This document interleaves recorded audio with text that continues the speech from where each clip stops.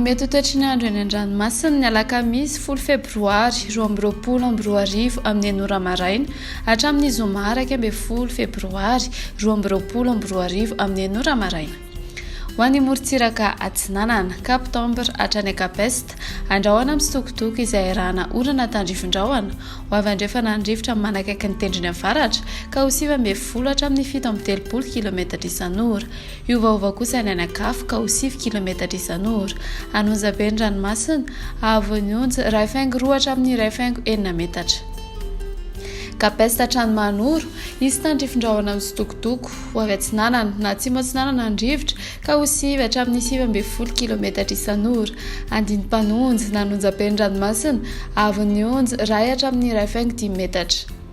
Manoro hatrany Taolagnaro, andrahoana vitsy, ho avy andrefana na avaratra Atsinanana andrivotra ka ho 7 hatramin'ny 7 kilometatra isan'ora. Anonja be ny ranomasina, ahavon'ny onja 2,10 hatramin'ny 2,2 metatra. Taolagnaro hatrany Sainte Marie, andrahoana vitsy, ho avy atsimo na Atsimo Atsinanana andrivotra ka ho 7 hatramin'ny 18 kilometatra isan'ora. Anonja be ny ranomasina, ahavon'ny onja manodidina ny 2 metatra. Ho an'ny morontsiraka andrefana Cap Sainte Marie hatrany Cap Saint-Vincent, omaina ny andro amin'ny ankapobeny, ho avy atsimo na atsimo andrefana andrivotra ka ho 9 hatramin'ny 17 kilometatra isan'ora. Anonja be ny ranomasina, ahavon'ny onja manodidina ny 2 metatra.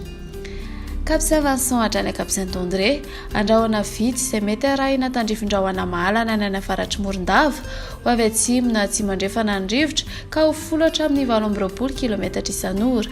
Hahatratra 17 kilometatra isan'ora ny manakaiky ny Cap Saint-Vincent.